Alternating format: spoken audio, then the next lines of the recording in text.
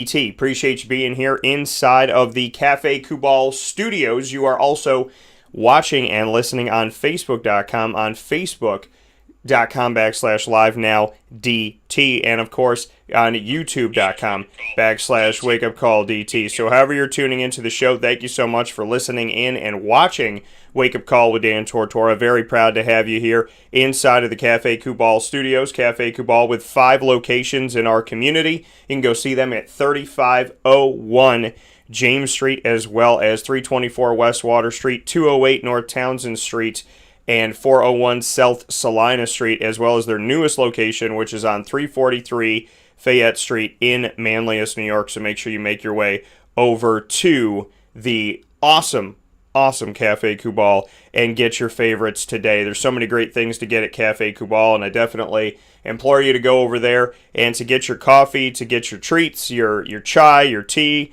whatever it may be, to support local however you can, whenever you can, wherever you can, and definitely thank everybody who has supported our local team in this community of Central and Upstate New York, my hometown.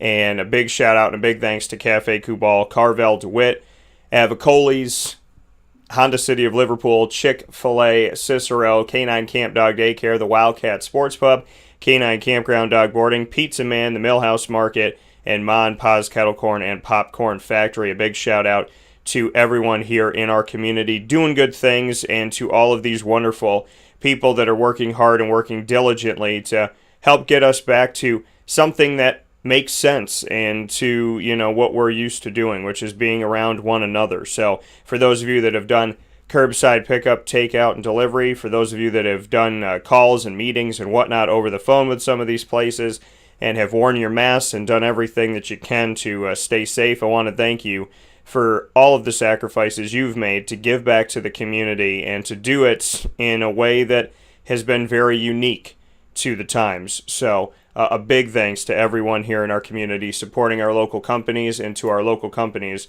supporting our community. I thank you so much. So here in upstate and central New York and beyond, Wake Up Call with Dan Tortora is here for you, and I thank you for your patience today. Yesterday's show ran very long, so we had a little reset here in the studio this morning, and happy to have you here inside of the Cafe Kubal studios. We have a jam-packed show for you.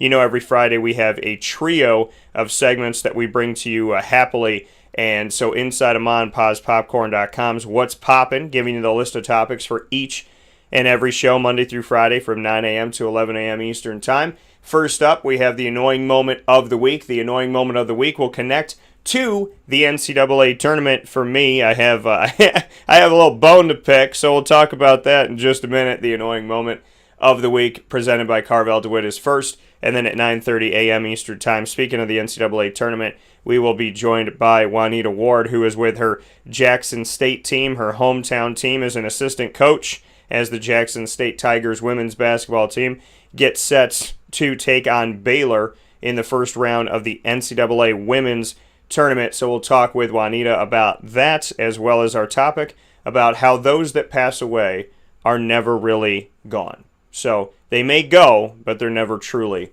gone. We'll talk about that. The top dog of the week will be announced, presented by K9 Camp Dog Daycare and K9 Kampground Dog Boarding. Very excited to bring that to you. And then we will get into our special surprise broadcast with Dave Pasiak. And he had absolutely no idea when I set all this up. And so I'm very happy to finally be able to share this with you. Dave thought that we were doing a video Zoom conversation to just kind of, show when we had him on here to speak on getting to 300 career wins as a college coach. And he's actually at 301 right now. And so Dave thought he was just coming on the show to talk to me. Little did he know that the coaches that he had mentioned on Wake Up Call with Dan Tortora just a few days before were about to surprise him, as Danny Frisina of Bryan and Stratton Syracuse men's basketball, as well as Justin Stern of Cazenovia College men's basketball, and Zack Thomsen of SUNY Delhi men's basketball all joined into the broadcast to speak with Dave Pasiak and to surprise him, to honor him in his very special career moment, and to speak with him in general about their time with him, what they've learned from him, and to put him on the hot seat and him to be able to return the favor. You do not want to miss that video special as Dave thought it was just me and him on camera, and a few minutes in, he gets a surprise from those coaches that have so much care and so much love for Dave. So, big thanks to Danny, Zach, and Justin. Obviously, I couldn't do it without you gentlemen, and I'm excited to share that with you at 10:15 a.m. Eastern Time this morning on Wake Up Call with Dan Tortora. So make sure you stay ready for that as it's coming up in just a little bit, where sports meets life. With that being stated, it's time to hop into the annoying moment of the week, which gives me an opportunity to bring you something awesome and something fun, something unique, and I always love bringing this segment to you. It's our longest standing segment on Wake Up Call with Dan Tortora, so very excited to be able to bring this to you. The annoying moment of the week coming your way right now here on Wake Up Call with Dan Tortora, where sports meets that thing called life.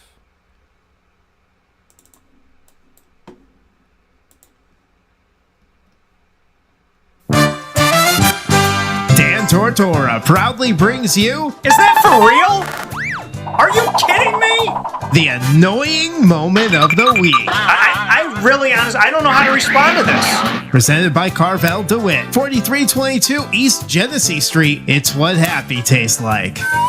You have to be that crazy. I guess so.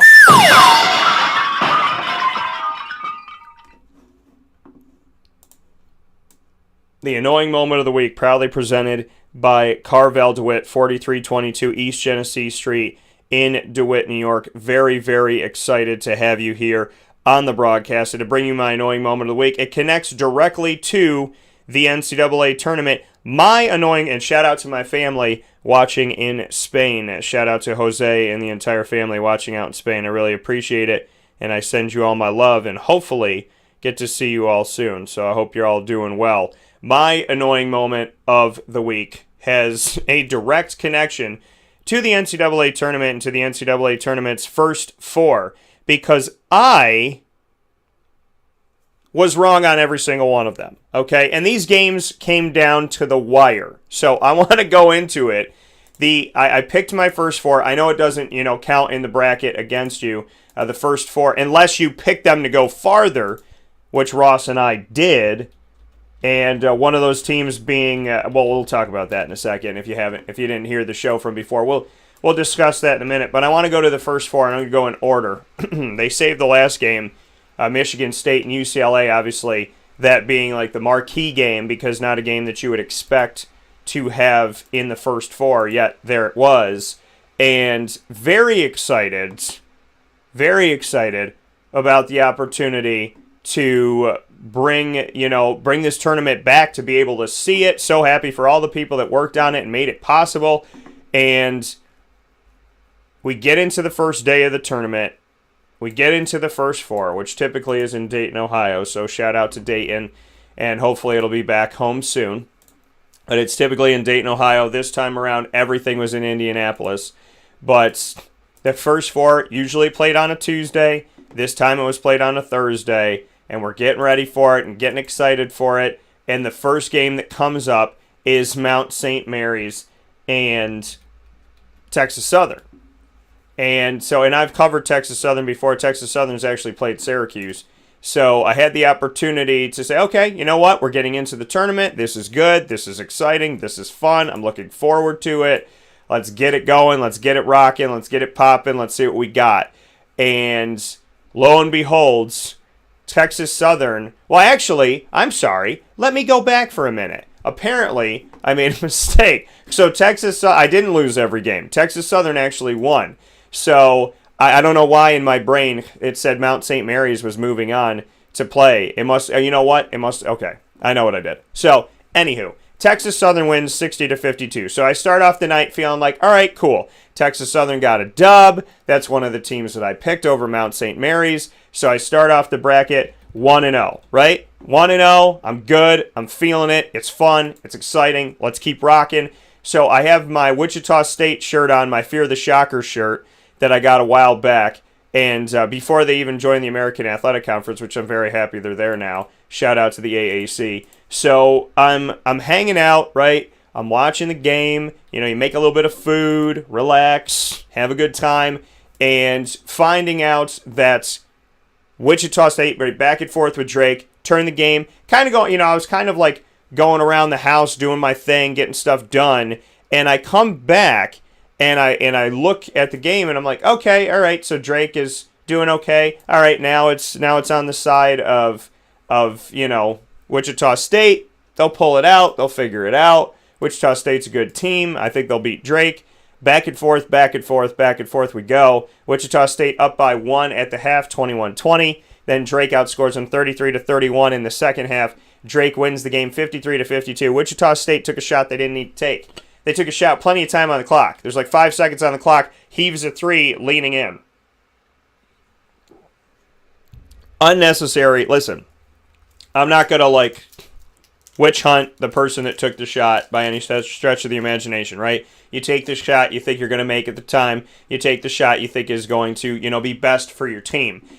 I feel like they could have went to the basket. I feel like they could have tried to get fouled. I feel like they could have passed the ball. I feel like you could have faked it and then dumped it in. Somebody could have been cutting toward the basket, lay it in. I feel like Wichita State could have had a better shot at this. And I know that the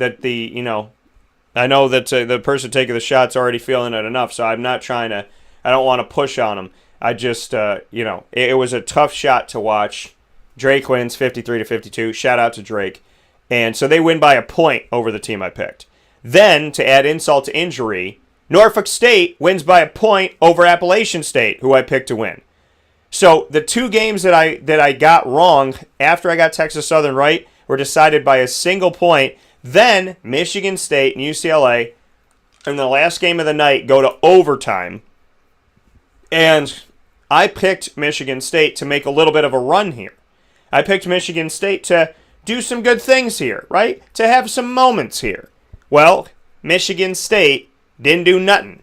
Michigan State goes to OT, and in OT just kind of loses control and so they lose it. And I could go in here and change my bracket, right? I could go in here and say, I'm going to move this to here and this to here and this to this to this, but I'm not going to do that. And the reason why I'm not going to do that is because, well, actually, it changed my thing to UCLA now. That's interesting. Oh. So technically, Ross and I aren't wrong because on the digital thing, it changes our pick to UCLA. Well, I guess we could change it then because now it's not the team that I picked. Anywho, but Michigan State is, they lost in overtime. They really got nothing going in overtime. Didn't take great shots. Just kind of lost. It's Wichita State, the way that things I don't want to compare them both and say that they were exactly the same, but shot selection toward the end of the game was just tough to watch. And ultimately, 3 out of my 4 picks for the first 4 ended up being wrong. So shout out to Texas Southern. I must have had a weird dream or something. In a parallel universe, Texas Southern lost as well. And I'm sitting here going, are you serious? So I'm happy the games are back. I'm happy the NCAA tournament is officially on, that we got to, do this thing right, tip this thing off, and actually get to see March Madness again, which is a beautiful, beautiful thing. Texas Southern and Mount St. Mary's, Mount St. Mary's, even though you lost, both of these teams have to really just be proud and be happy and be excited that you got to start off March Madness. We spent a year away from it, and you got to officially bring it back. You were the 2 teams that did it. Win, lose, or draw, you guys got to do it. And I am so proud of you. So happy for you that you got to do this. It's an amazing, amazing accomplishment that we got to this point after everything we've been through, that we got here. So shout out to you all. And even though one team had to win and one team had to lose, you both got to represent the fact that we are a resilient nation. We are a resilient race of human beings, because I do believe we are one race. Not all of these different factions where people have to start finding something wrong with each other. We're all together. So, big thanks to Texas Southern and Mount St. Mary's, because they got to officially show us what it's like to play basketball in March again. And I appreciate it. And even though one team had to win. I'm so happy that we got to see basketball again. And talk about the first four being amazing, right? And talk about how the matchups were so good. Texas Southern wins by 8. Drake wins by 1. Norfolk State wins by 1. UCLA wins by 6 in overtime. 77-77 going in overtime. Michigan State was up by 11 at halftime, 44-33. UCLA came back and scored 44 to Michigan State's 33 in the second half. How crazy is that? Not only did they tie to go into overtime, but they scored the exact of each other in separate halves, which is really, really cool. Great storyline to see that happen. So, I mean, you couldn't ask for a better first four. And I was hoping that things would get better in the first four. But because you pick your bracket online, if you had Michigan State, it actually shifts to UCLA for you. And if that happens, you kind of get a gimme there. You kind of get a mulligan. So you either ride with UCLA or you don't, but you get a mulligan there in a way. If you picked any of those lower seeds. Like a Michigan State or... I mean, I can't imagine anybody picked a 16 seed to keep going. Maybe, I mean, I'm sure one person did. Somebody did. But maybe if you had Wichita State winning, now you have Drake. And if you had Michigan State winning, now you have UCLA, because that's what the bracket flips to. Mind you, you only have a little while to get your brackets in. 9:15 a.m. on the Pacific Coast and 12:15 p.m. Eastern Time right here on the East Coast to get your bracket into our bracket challenge. I'm going to go ahead and send out that reminder one more time. I want to thank everybody that has joined us in the Yahoo Tourney Pick'em. You can join our wake-up call bracket in the Yahoo Tourney Pick'em for free. So make sure that you do that today, as time is running out on your ability to do that. So join our free, I'm putting it up here right now, bracket challenge before 12:15 p.m. Eastern Time, because that is the first game, I believe, of today. So before 12 p.m. Eastern Time today, March 19th, you have to join before it times out there. So you could go to Yahoo Tourney Pick'em and look up public group 24771. That's public group 24771. Or you can just go to the link, or you can look up Wake Up Call on the bracket challenge, and you'll be able to find us there as well. So make sure you join us in the Wake Up Call bracket challenge for free. We do ours through available there for you to join. So make sure that you join it today. Jump into the bracket challenge and see what you could do and how things will go with you. And my bracket is up and ready to go. I've shown you my written bracket. I've also shown you how easy it is to fill it out on Yahoo. So if you haven't joined it yet, you have a little under 3 hours to join this morning to put your bracket in. Even if you're in another bracket challenge, you can still join our bracket challenge by simply shifting your bracket over. So make sure you do that today in the Yahoo Tourney Pick'em. Follow the link here on Facebook at Wake Up Call DT and Twitter at Call DT. And if you're listening in on YouTube, as well as, you know what, if you're listening in on YouTube, I could send it right over to you as well. So why don't I do that right now? I could send it in one of the messages here, so we can put that up there for those of you on youtube.com/wakeupcalldt that are listening in. I could feel free to comment here and send it off to you. Now I could send it in one of the messages here, so that up there for those of you on youtube.com/wakeupcalldt that are listening in. I could feel free to comment here. So let me get it on YouTube. So we send it to you on Facebook, and now you can get it on YouTube. And on mixlr.com/wakeupcalldt, we can actually send it to you over there as well. So let me do that, put it in the chat room so that you have it. And now you have YouTube and on mixlr, so you can feel free to connect with us on any of those we can actually to make sure send it to you over there as well. So let me do that, put it in the chat room so that you have it. Challenge. So definitely link up. Said that's the annoying moment of the week, folks. A light one, right? A light one here for the annoying moment of the week. Just not liking the fact that Michigan State ended up messing with my bracket and Ross's bracket. But if you do it online, we kind of get a mulligan in UCLA advancing forward. So not a bad thing, and I'll take it.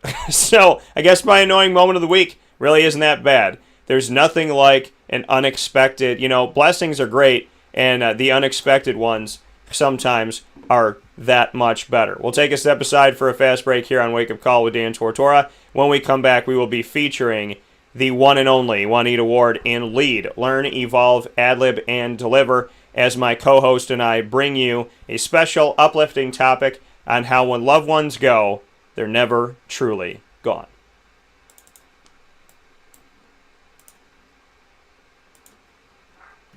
Carvel DeWitt, it's what happy tastes like. Do you know why? Because we make ice cream. Creamy, rich, flavorful ice cream. Not yogurt or iced milk like some of our competitors. Ice cream. Fresh, by hand, daily. For the calorie conscious, we have something new for you. Our new Carvelite. Same great flavor, creaminess, and texture of our regular ice cream with only 35 calories an ounce. So whether you want an ice cream cake, flying saucer, dasher, carvalanche, hard or soft ice cream, we will satisfy your craving with our fresh, handmade regular or new Carvelite ice cream. Carvel DeWitt. It's what happy tastes like.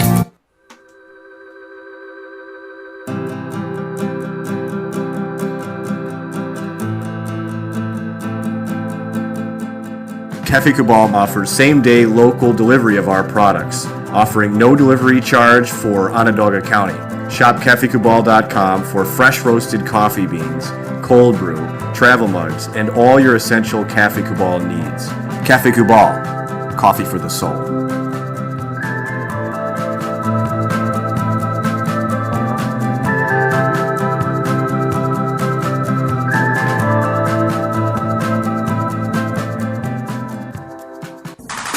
The Wildcat Sports Pub in Camillus, New York is located on 3680 Milton Avenue in the Home Depot Plaza. It is your family-friendly sports bar and restaurant. Folks, some sports bars aren't family-friendly. Some family-friendly restaurants are not sports bars. The Wildcat Sports Pub in Camillus, New York is proud to be both. It is that marriage that you've been looking for years. The Wildcat Sports Pub is your home base for your sports bar and restaurant needs, games for the kids, indoor and outdoor activities, and enough things on the menu to come back every single week and get to try something new. They're open Sundays from noon to 8 p.m., Monday through Wednesday, 11 a.m. to 11 p.m., and Thursday through Saturday from 11 a.m. to midnight. For reservations and party information, call 315-487-2222 for the Wildcat family-friendly sports pub and restaurant.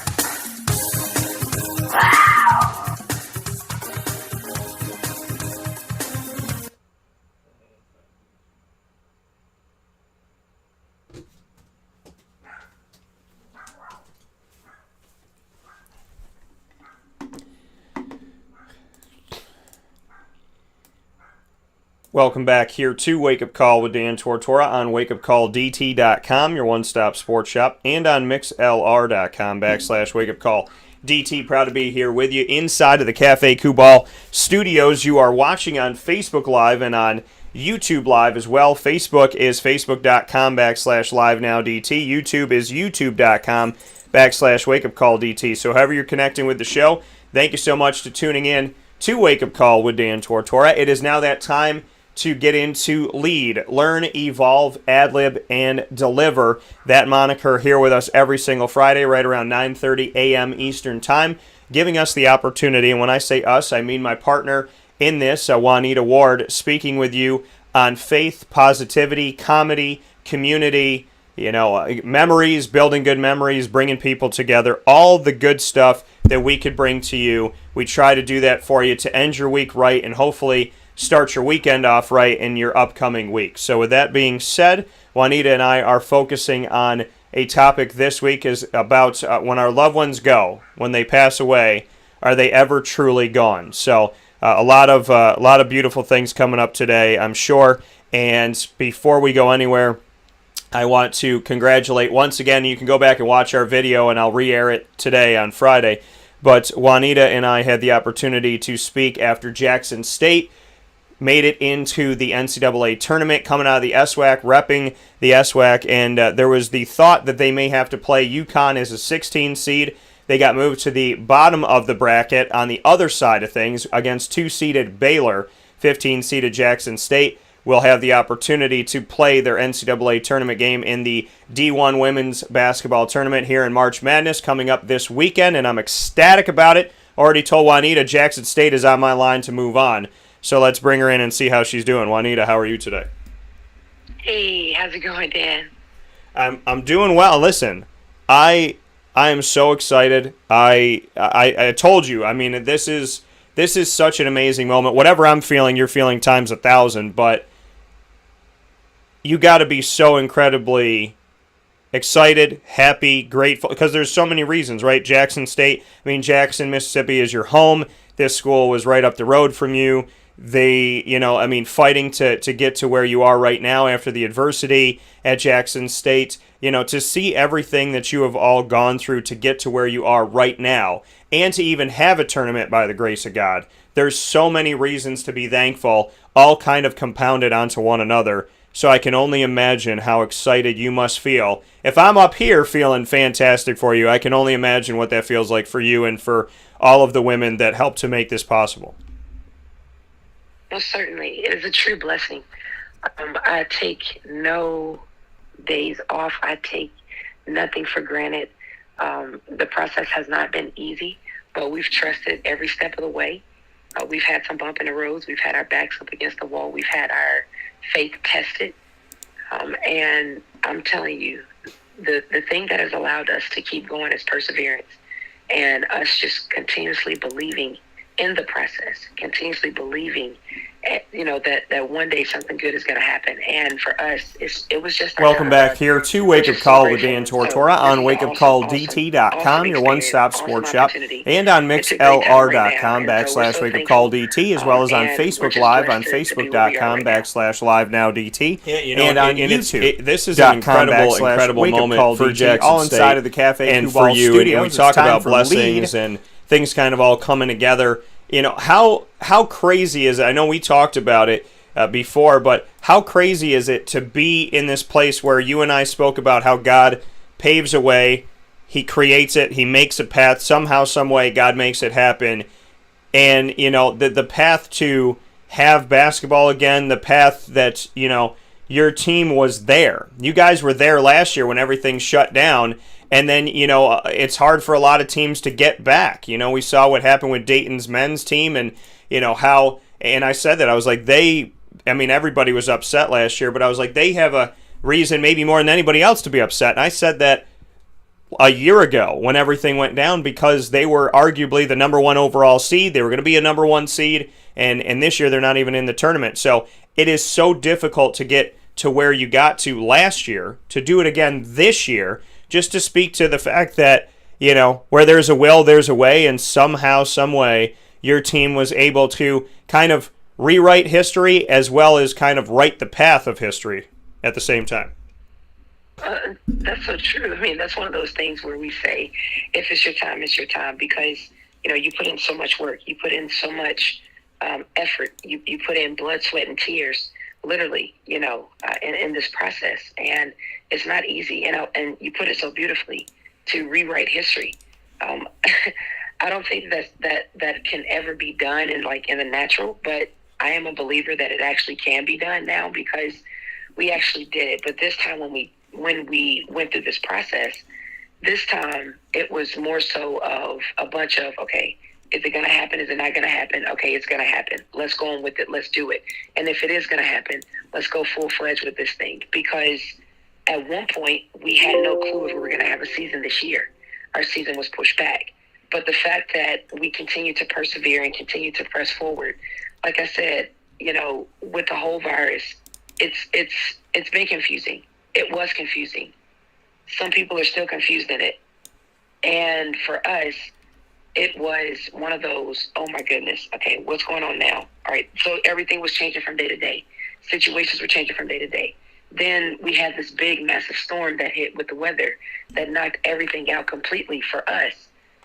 We had an ice storm. We had no water for days, for weeks, for months.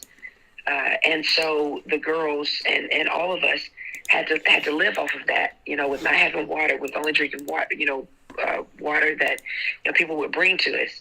Not having lights for weeks. We lived through those things, and let alone we were still in the middle of a pandemic trying to survive. And like I said numerous of times before, this is just a testimony into the story that we're writing. This is just a script in the book that we're writing, because it's not the real of like who we are, because the struggle to get here has been super, super real. However, when our backs have been up against the wall, we have done a great job of persevering. We've done a great job of busting out. We've done a great job of completely throwing a rock at, Goliath and knocking it down and continuously going. I mean, we've been here before. Jackson has not always been on the map. And I remember when I was playing, in high school, that was one of the biggest things that I wanted to do, was to put Jackson, Mississippi on the map for women's basketball. And being the first McDonald's All-American at the time to, bring a huge light to our state, it was a big, big, big deal to be a barrier breaker. And that's what we're doing right now as Jackson State women's basketball. We are truly being barrier breakers, especially in the realm of being at HBCU. This is an awesome experience, an awesome feeling. And what better way to represent the SWAC? Being a barrier breaker, especially in a time such as this, where, women are having to fight for different things, stand up for different things, speak for different things. And I believe that our voices are definitely being heard right now. And most importantly, we are really, really, truly sticking together and coming out. And it's been a true blessing to get back to this point where we are right now. History has definitely been made. We've brought in some recruits that have never or would have never thought about coming to Jackson State. We've brought in the number 12 PG in the country that would have never thought about coming to Jackson State. And she's an ESPN McDonald's All-American nominee. And so it's a big deal right now for us and where we are in our program of being the only team, females only team in the NCAA tournament right now. It's a big deal for us. And we're just living in this moment, enjoying every moment, and just thanking God along the way. Yeah, and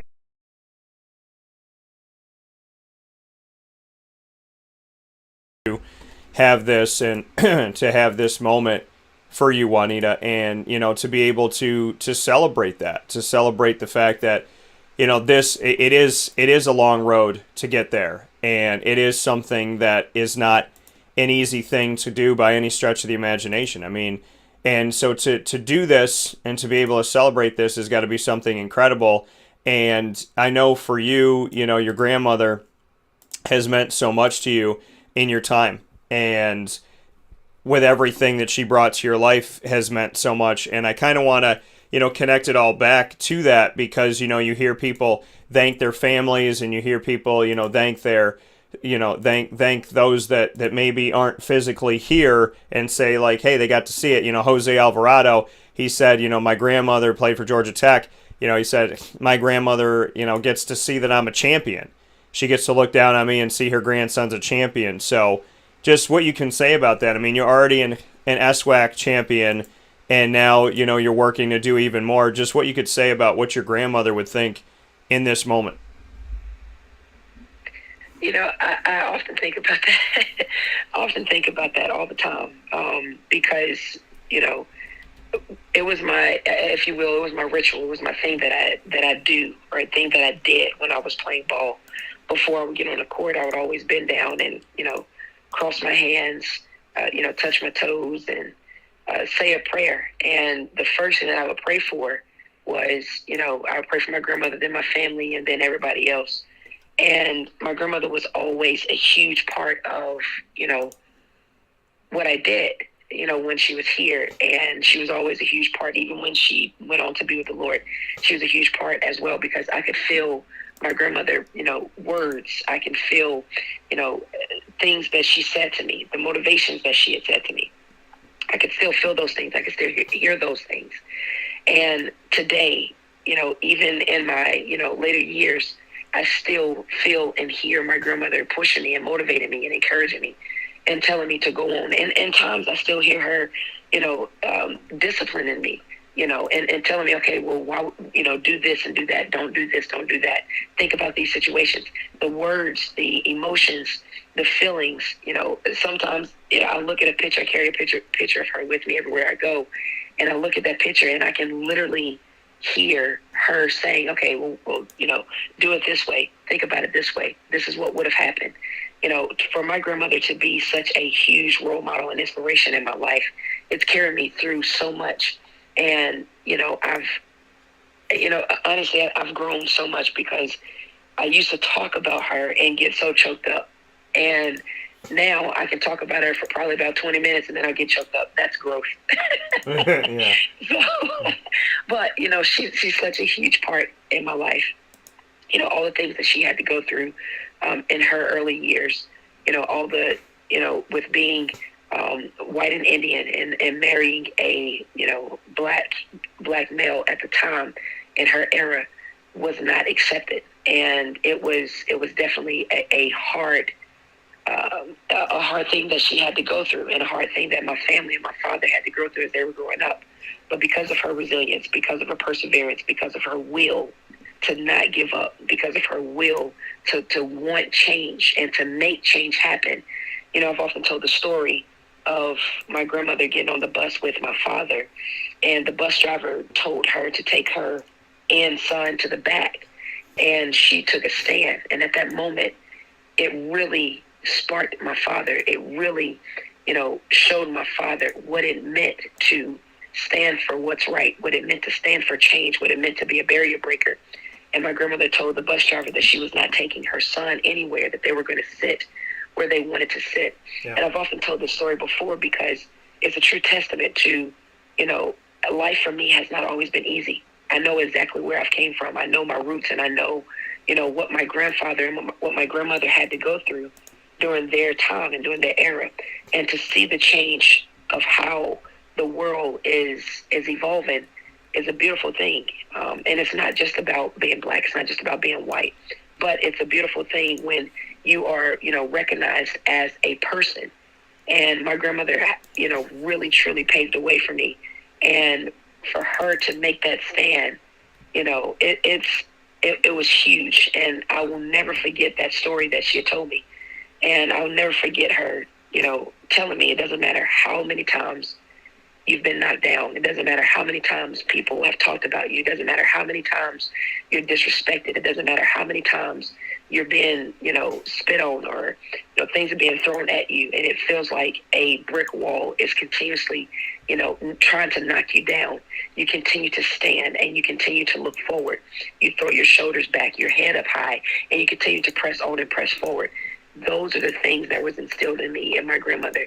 And it's so evident now, and it's so powerful now, and it's so important now because I continuously carry those characteristics and those things and those morals and those values into how I train and teach the young ladies, in life today. It's a road, it's a process, it's a journey. And what better journey to be on right now than the one that you're on? You don't want to be in anybody else's journey. You don't want to be on someone else's shoes, because you can't walk that path.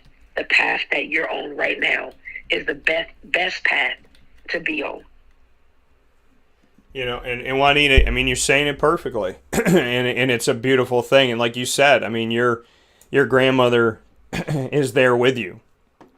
She's guiding you, and that's what keeps. We talk about how they go, but they're never truly gone. And one of the elements of that, a big piece to kind of prove that to be true, is the fact that whatever she's taught you, you take with you. Whatever your grandmother gave to you, that advice stays with you. She stays in your mind. She stays in your heart, because what she said to you, that doesn't go away. Your memories of that don't go away. The way it felt to hug her, to kiss her, when you gave her a hug. I remember what my grandmothers, smelled like, how they smile, how they spoke, how they laugh. You don't lose that stuff. So, yeah, physically, we may be away from our loved ones for a little while, but there's something to be said about the fact that, she is with you, because she's always been in your heart and she's always been in your mind. So little do we know when we think like, oh, they're gone. They're not gone. they were planting seeds, and those seeds bear fruit, and that fruit is always with us. So grandma's standing on the sideline with you this weekend, and she's been with you the whole way. Most definitely. When I won the championship in Ukraine, my first professional championship, they asked, what do you want? What do you want to go inside of your ring? And of course, you always get the number or the name or something like that on the side. You get a trophy, or you get something that signifies that you won the championship. And they asked, what did you want to be engraved in your ring? And I told them, I said I wanted it to have something that says Mama Nita in it. That's my grandmother. So everywhere I go, I can carry her with me. I have a picture, but that 2012 season for me in Ukraine, when I played with Dynamo Kyiv, it was a season that I dedicated to my grandmother. And everything that I do in my life, I always have to give credit to her, because being fully named after her, it's a lot of weight to carry. Yeah. Because she really, really signified, and she meant so much to so many people. She helped so many different people, so many different organizations that she was in, as far as helping people. She was a giver. She loved to give back, and she loved to encourage people. And I believe that I take on some of those characteristics today. She was a barrier breaker, and I believe I take on some of those characteristics today from that particular standpoint. But the thing is, you never lose sight of the teachings. You never lose sight of what's been instilled inside of you. You carry those memories. You carry those traits, and you persevere. You push forward. You never forget. A lot of people have lost loved ones. You carry those traits of being away from them. At first you was always with them. Yeah. And the beautiful thing about life is, when you're given something, it has to always return back to the sender. And it's growth in knowing that one day you'll get a chance to see them again. It's growth in knowing that one day, you'll get a chance to be half the woman, half the man that they were. Because of my grandmother, I say all the time, one day I'm going to be half the woman that she was, because of, she had so many adopted kids. It seemed like every time I turned around, we were always, sending money somewhere for a kid. We were always sending money somewhere for, she was even like adopting animals. Her heart was so huge. She was, she had different things that she was doing over in Africa. And it was so fascinating to see how my grandmother really made a lot happen for our family. And, to me, it's an amazing feeling to not just, have a woman like that grace this earth, but most importantly, to have her as, I call her one of my guardian angels, to keep pushing me, even the days that I don't feel like, I can push, because let's be real, life gets hard sometimes, and even the days where you don't feel your strongest, I can still hear my grandmother saying, you got this, you can do it, and I believe that those voices are coming through God, speaking through a familiar person that I know, such as my grandmother, telling me, keep going, you got this, you can do this, keep pushing, keep persevering. It's going to be okay. I know it may look cloudy right now, but it's going to be okay. I know it may be storming right now, but it's going to be okay. You're going to come out on the other side. The one thing that I don't want you to ever do is I don't want you to ever lose that smile, because when you smile, it gives you joy. When you smile, that's your strength, and I'm telling you, man, she told me all the time, don't ever forget this. God is good. And I say that relentlessly. I say that like it's my second breath that I breathe, because it's true. God is good. Even in the good times, God is good. Even when it looks bad, God is good.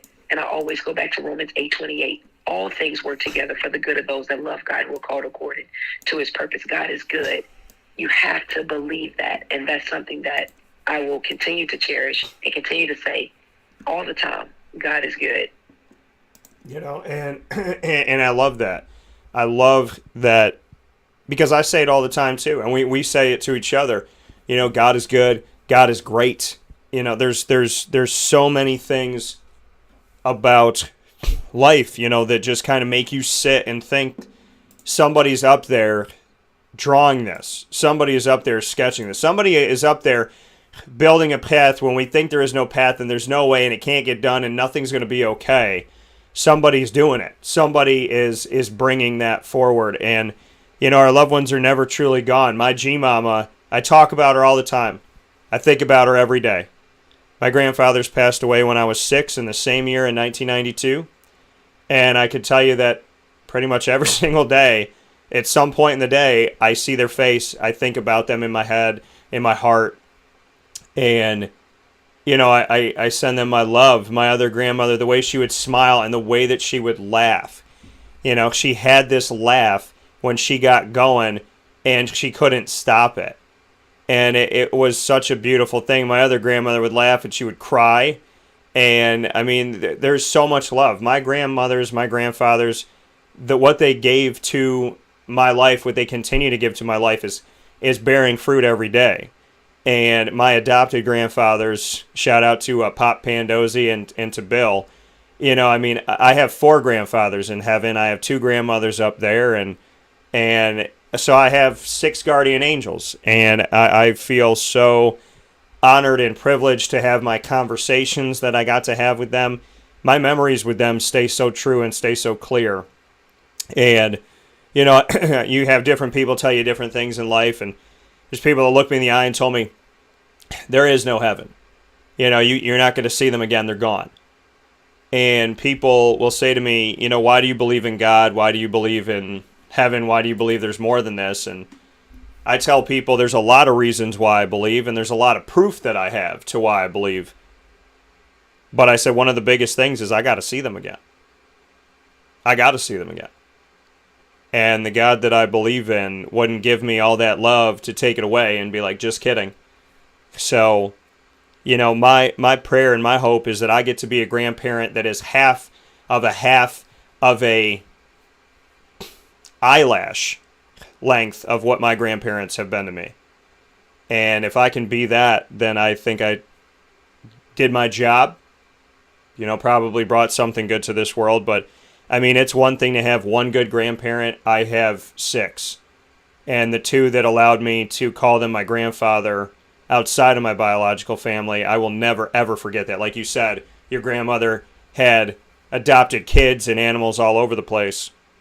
And, you know, I just, Juanita, we've been cut from a similar cloth, and that cloth has taught us a lot. And my hope is that you and I stitch onto that cloth our own piece of cloth that can hopefully teach somebody else, and they can look back on it and say, I come from a good cloth. And we could just keep going what they've already started. That's for sure.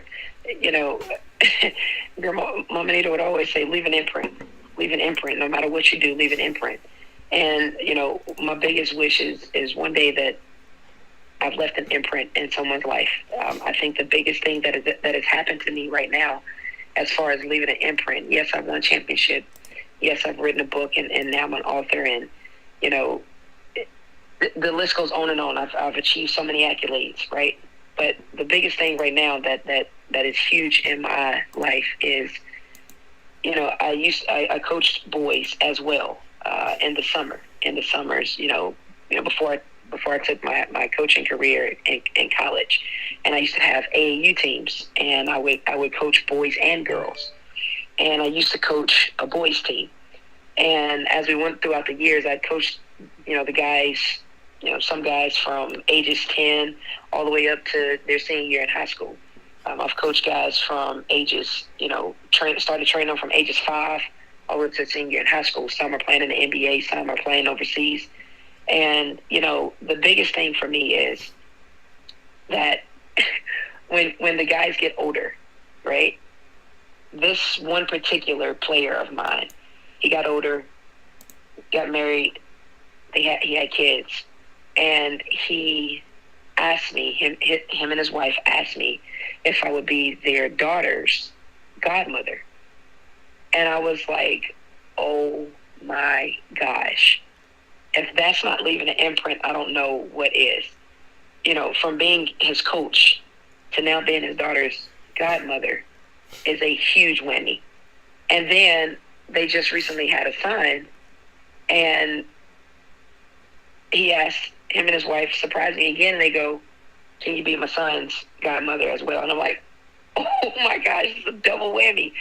So I have the most two beautiful, awesome, handsome goddaughter and godson that I am so grateful.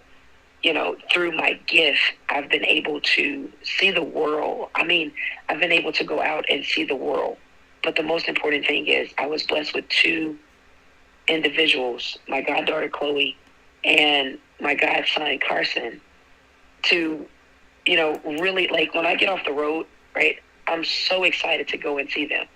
And like my goddaughter the other day, she saw us on TV.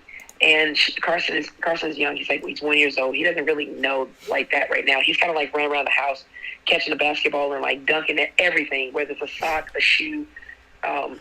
It doesn't matter what it is. He's dunking the pillows, and it's the cutest thing, right? Because he just learned how to walk. Yeah. And Chloe, she looks at the TV screen and she goes, Nene, Mama, look, Nene. And she's just like going hysterical. And so they send me this video, and I'm like, oh. And her words are like, I'm in Birmingham, and she says, Mommy, tell Nene come get me. I want to go with Nene. And I'm like, wait, I can't come get you right now. Those moments are so huge to me. And it takes me back to, when I was a kid, I wanted to go with my grandmother. I always wanted to go with my grandmother. And it was something special about being and playing at your grandmother's house. Like, it's like you couldn't do these things at your mom and dad's house. But when you got to your grandmother's house, it was like, uh-oh, all hands on deck. Yeah. Let's have some fun. Yeah. And my grandmother didn't care. She was like, yeah, have fun. Do what you do. Just don't go into that room. You always had those rooms in the house that was off limits. Yeah. And she's like, yeah, just have fun. Just don't go into that room. That's the room that, that's off limits. And I'm telling you, man, it's a joy. The memories, the love, the care, the encouraging words, my grandmother meant so much and still does to this day to me. And, I take her everywhere I go. I carry her on my hand everywhere I go. Because, it's always a great memory. It's always a great push knowing that someone was praying for you. Someone is still watching over you and still praying for you and still believing for you to be successful and to succeed and to really keep going. I can only imagine what she had to go through in her time, in her early years of her marriage with my grandfather. I can only imagine what that was like, and because of her perseverance and because of both of them, making it through that time and that era, they were able to instill the confidence, the power, the strength, the encouragement. They were able to instill those things into our family, not just myself, but my brothers, my sisters, my cousins, my nieces, my nephews, my father, my uncles, my aunties, and friends of the family. She was able to instill that in us. I say all the time, we have a blended family. Yeah. My cousins are not just black. My cousins are not just white. My cousins are Asians. My cousins are African. My cousins truly, because these are people that my family has married. And that was something big in my grandmother's life, was to see, her family really, truly, have love for people, not just a specific person or a specific color. Love is love, and she really was a huge advocate for that. And so I'm so grateful for my grandmother. I'm so grateful for her words, her spirit still encouraging me to this day. And I wouldn't have been able to be half the woman that I am right now had I not had someone like her in my life. Yeah, and I agree completely. I would not. I mean, my grandmother, everything. If I think about her every time anything is difficult, hard, or whatever, I mean, it does. It takes me out of it. It takes me out. I mean, she does. And that's it. I mean, I get chills right now thinking about her. And her comedy and just how amazing of a human being. And it's funny because when I meet people for the first time and I talk to them about my G-Mama, they, because that's what I called her. Whenever I talk about her, people just they get excited that didn't even know her. Some of them do and some of them didn't. But people get excited and they're like, gosh, I could tell you really love her. Or I could tell what type of person you are, or the character of who you are because of how you talk about her. And I mean, it is. I mean, and there's something to be said, and it's hard to find. There's not good enough words for people like her. And I'll never forget my 30th birthday. It was a surprise birthday party, and she was there, and she was sitting in a chair off on the side, and she kept looking at me. And we've always been close, but this was like a different day. And she just kept looking at me, and my mom said to me, she goes, "Did you go over and see your grandma?" I go, "Yeah, I've seen her a couple times." She goes, "Well, she keeps asking about you. She keeps asking for you." And I'd go over, and I'd sit with her, and she'd smile, and she'd say, "Hi," and I'd say, "Hi." And she'd say, "How are you?" And I said, "Good, how are you?" And she'd say, "I'm good." And we would sit and we'd talk. And then I'd catch her looking off at me again. And I'm fighting back crying right now. And she would just look at me, and I'd come back over to her, and I'd sit with her. And she said to me, she goes, "I got to tell you a secret." And I got down on my knee, and I said, "What is that, Graham?" And she leaned in, and she goes, "You're my favorite." And I looked around the room, and I looked back at her, and I said, "You're my favorite too." And she goes, "Stop it, I'm not." And I said, "You are." And she goes, "No, all these people?" I said, "Yeah, you're my favorite, and you always will be." And there's a picture of me hugging her, and she came up to like my chest, and she's poking her eye out, and you just see her little eye come through looking at the camera. But I mean, there's so many memories I have with her, but her love is so warm and so beautiful and so kind. I said when she got up to heaven, she went right up to Jesus, and she had her stopwatch on, and she goes, "I clocked it. Did I beat you?" I know she did that. I know she did. And you know, she just, there's something about a person with her love, her care, her comedy, her genuine concern, and our bonds.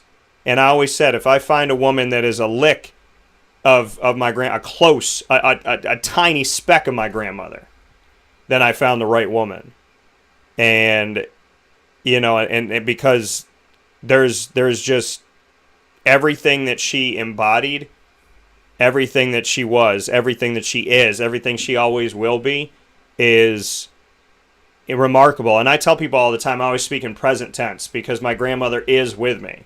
My grandfathers are with me. My friend Rob, my friend Jay, my friend Dustin, they're here. My great aunts and uncles, they're still here. My dogs are here, because their spirits never go away. They live on. And you know, Juanita, if you had sat with my grandmother for a second, you know, I know what she would have said about you and your personality. She would have said, "She's such a nice girl." And then, you know, she'd probably take your hand and hold it. She'd probably say something, lean into you and say something inappropriate, make you laugh. And because she gauges the room, and she's really good at just kind of seeing everything. But she definitely would have made it a memorable moment, and that's how her and my grandfather always were. And you know, it's just, there's not enough you can say about them, but they're never truly gone. I mean, we're talking about them now, and hopefully maybe we're helping somebody feel better today about something they're going through, or they have gone through, or they continue to go through. But your loved ones may go, but they never truly leave. That is my belief. That is what I know, and that's what's in my heart. And I know I'll see him again. So, with that being said, Juanita, thank you for sharing your stories. Thank you for spending some time in lead here with us, brought to you by Chick-fil-A Cicero.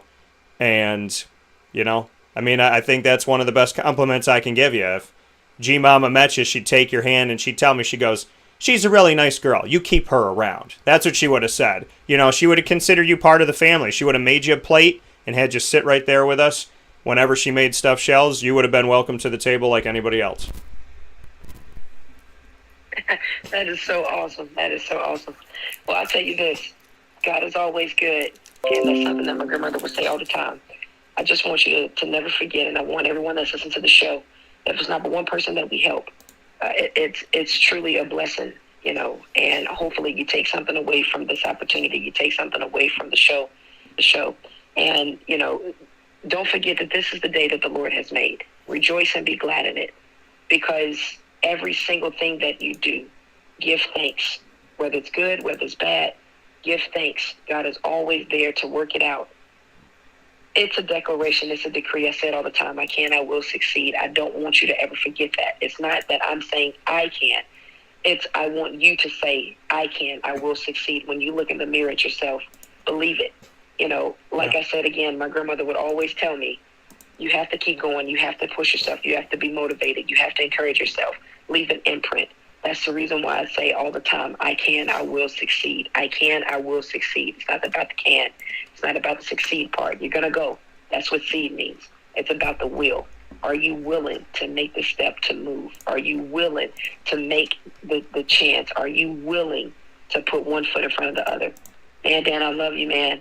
I love everyone that's listening to this show, and I hope that today's show really, really helped someone. I do too, and I appreciate it so much, and I send my love right back to you, Juanita. Be good, stay safe, and you know I'll be watching Jackson State this weekend, and you know Mom Anita will be doing the same thing. I'll talk to you soon. Awesome. Thank you so much. Take care. That coming from Juanita Ward here on Wake Up Call with Dan Tortora, where sports truly meets that thing called life. Very exciting to be able to have the show that we have, to do what we do. And I don't have words. I mean, this is exactly what my grandmother would have wanted for me. You know, this is what they all would want. For me to be happy, live my dreams, wake up every day doing what I love, have control of it, and where I want to take it, what I want to do with it, trust God with what I don't control, and keep rocking and rolling. And that's what we're going to do. We're going to take a step aside for a fast break. When we spin back around, Wake Up Call will announce this week's top dog of the week right here on Wake Up Call with Dan Tortora, where sports meets life. You're watching on Facebook.com/LiveNowDT, on YouTube.com/WakeUpCallDT, and of course you're listening on the homepage WakeUpCallDT.com and on MixLR.com/WakeUpCallDT. Thank you so much for being here.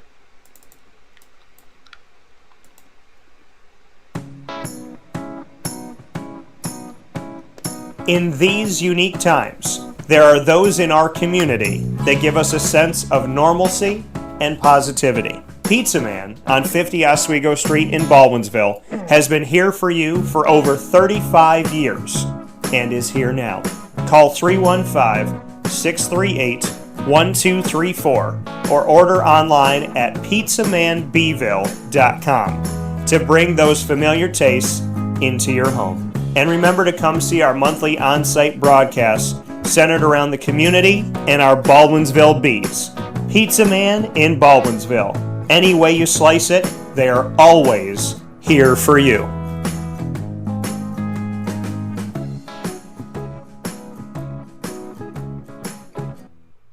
I'm George Townsend of Honda City with some good advice when buying a new car. The true cost of owning a new car is determined by the appraised value when you trade it. No vehicle appraises higher than a Honda. Next, look for low APRs and deep discounts. You also want low maintenance costs and great fuel economy. That's why my advice to you is to buy a new Honda. Looking pre-owned, visit our Honda Certified Used Car Center. Honda City, 7140 Henry Clay Boulevard, Liverpool, or HondaCity-CNY.com. It would be a pity if you don't shop at Honda City. This is Jimmer Sikowski, owner-operator of Chick-fil-A Cicero, 7916 Brewerton Road in Cicero, right in front of the Home Depot. I had a deep feeling that God wanted me to do something bigger with my life and to help people, help others. I kept putting Chick-fil-A in my life, and I realized as I was going through the franchise selection process that positively impacting the lives of others was really core to what we do here at Chick-fil-A. First of all, it starts with the food. The food is brought in fresh daily. We bring in local produce. We prepare to order in the kitchen. We hand bread our chicken. We hand spin our milkshakes. It's great food. It doesn't taste like fast food. I think the second thing is the way people feel when they come in a Chick-fil-A restaurant. It's different. We try to treat people with intentional kindness here, which is very different and deeper than good customer service. And so I think it feels remarkable for most people to come in a Chick-fil-A restaurant. And then lastly, the impact that we try to have in the community is very different. It's a big part of the expectation of every operator of a Chick-fil-A restaurant is that they're actively engaged in their community, they're a leader in the community, and they're making a difference. When they realize that what we're striving to do is to shine a little light in their life. That's a very, very different experience than you will have at any other quick service restaurant. And it's that remarkable experience that I think people will emotionally connect with.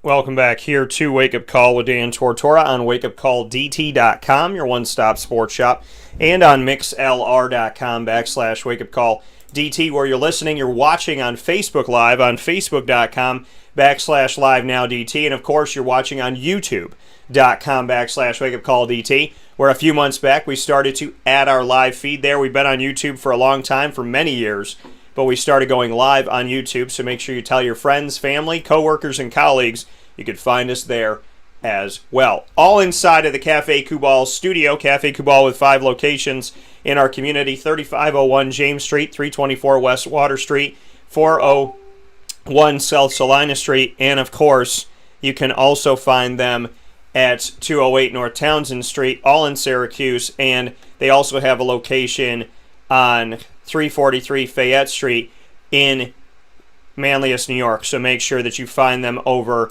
there in their newest location, right at the pinnacle, right when you come in and all those roads converge in Manlius. You'll find them at that brown striped building that is right there for you, the behemoth of a building that is now Cafe Kubal. So make sure that you check them out.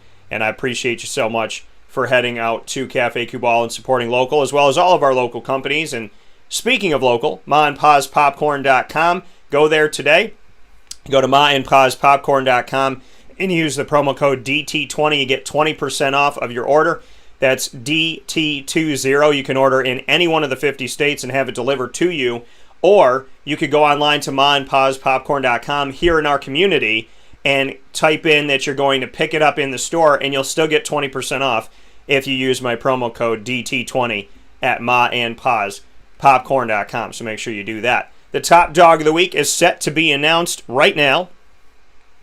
So I need Lily's help for that in order to announce our top dog of the week. And the top dog of the week this week, proudly presented by K9 Camp Dog Daycare and K9 Kampground Dog Boarding. My top dog of the week goes to grandparents. That's who I'm bringing it to. Coming off of my conversation in lead, brought to you by Chick-fil-A Cicero with Juanita Ward, I have to say that our top dogs of the week this week are our grandparents. So, for those of you that have grandma and grandpa that just do everything they possibly can to be there for you and love you up and just be by your side, and they're just good-hearted, kind-hearted, positive, uplifting people, I got to send it out to you and tell you that it is very important for you to give them a hug, give them a kiss, be there for them, see how they're doing, see what's going on in their life.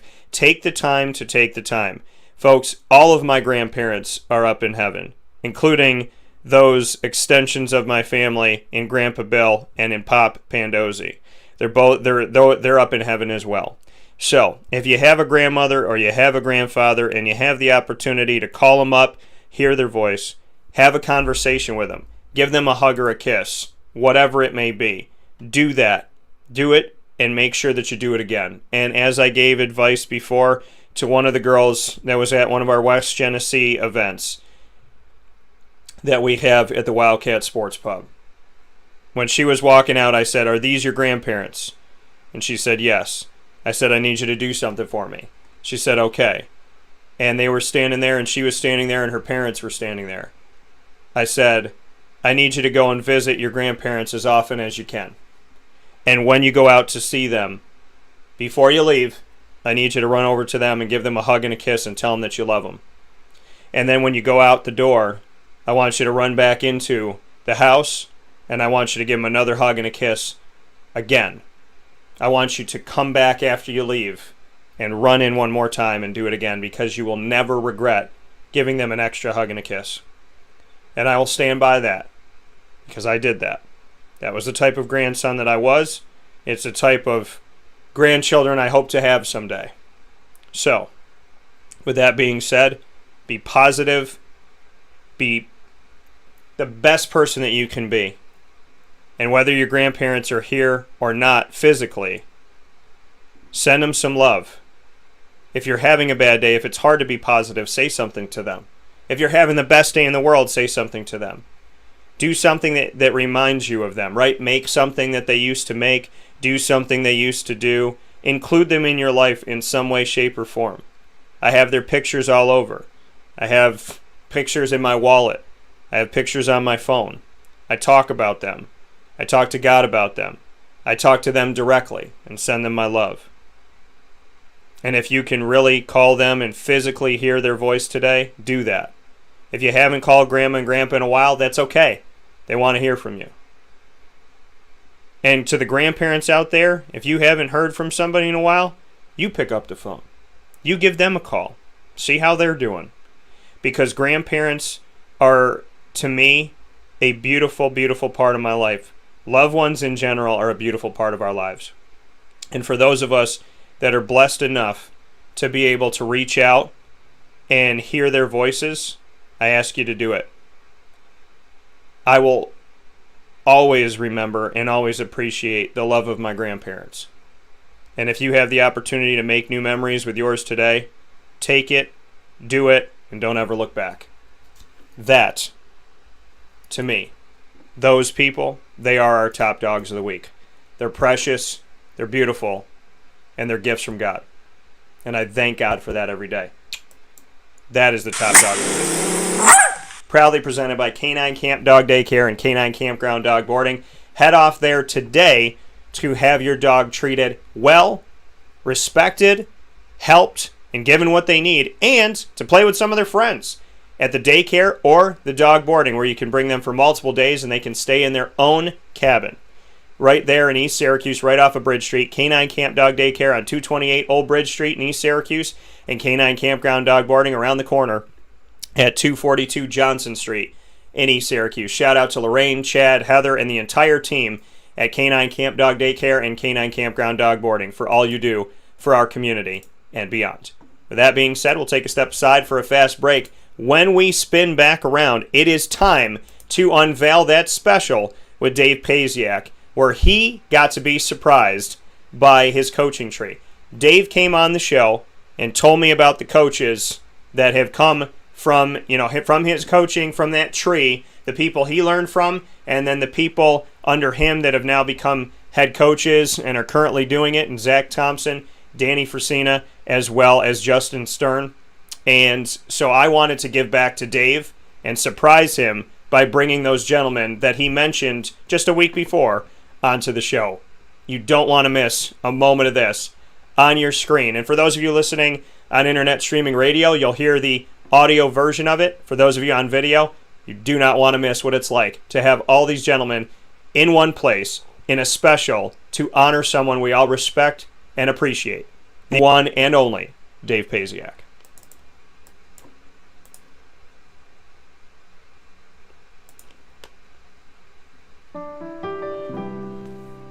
Avicoli's Restaurant, located right at the corner of Route 57 and Wetzel Road, is proud to be your local neighbor, growing with you for over 20 years. We're open 7 days a week for lunch, dinner, and drinks. For takeout, delivery, or catering, call us at 315-622-5100. When you order online and use our promo code AVS10, you will save 10% on your online purchase at myavicolis.com. And make sure to join us monthly for our live on-site broadcasts centered around Liverpool athletics.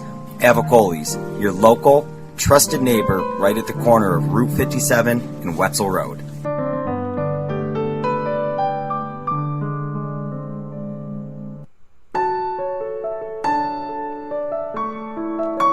Having peace of mind when you're out of town that your furry-loving friend is safe and sound means taking them to Canine Kampground, because we all know that when it comes to the love of our pets, it goes well beyond the call of duty to make sure they're safe and sound. Right, Lily? So take a ride to 242 Johnson Street in East Syracuse, New York, and see Canine Kampground and where your dog will be staying, in the classic cabin, the executive cabin, the grand cabin, or of course the luxury cabin, because if you know Lily, you know she loves luxury. Now you don't have to wait to the last minute to find a family member or a friend that'll take your dog for a few days. Call Canine Kampground at 315-299-4013. That's 315-299-4013. Their drop-off and pickup times are Monday through Sunday. Check K9Kampground.com for more information. That's the letter K, the number 9, and Kampground spelled with a K.com. K9Kampground.com. When you're going out of town, bring your dog to Canine Campground.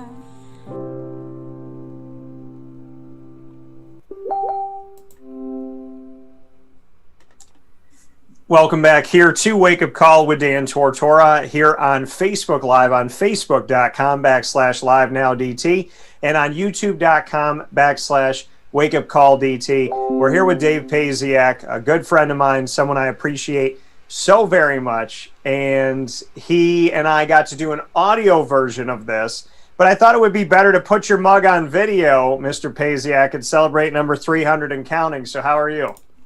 I'm doing great. I don't know. You might want to rethink that video piece. So tell me, and I guess the question is, why don't I have any Linden swagger yet? I guess that's the question. I don't know, man. Waiting for that big donation so we can build the Tortora Field House. Yeah, I got to get some swagger. We got the new Wake Up Call stuff going on. I'm very proud of here. So I don't have any of that either. I know you don't. We need to do a jersey swap, right? Isn't that how they show respect? Exactly. Next time we get together for lunch or something. Absolutely. So how is life out in Vermont? How are things going for you out there? Yeah, it's going good. People are real nice. Actually just trying to make the shift now because I'm the sports information director here, and we finished up our last game Sunday, and our baseball team is opening up today. So I've been kind of keeping half an eye on that game and everything. So Dave, I invited you here to give you a little surprise. It wasn't supposed to just be you and I.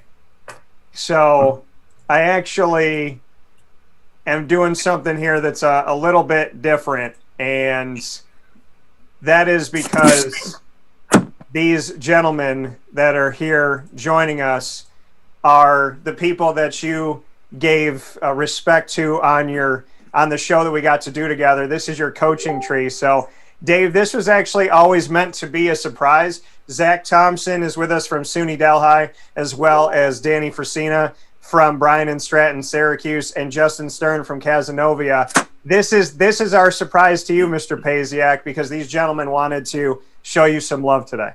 Well, it's great to see these guys. I appreciate you doing this. Caught me by surprise. So, did you have any idea?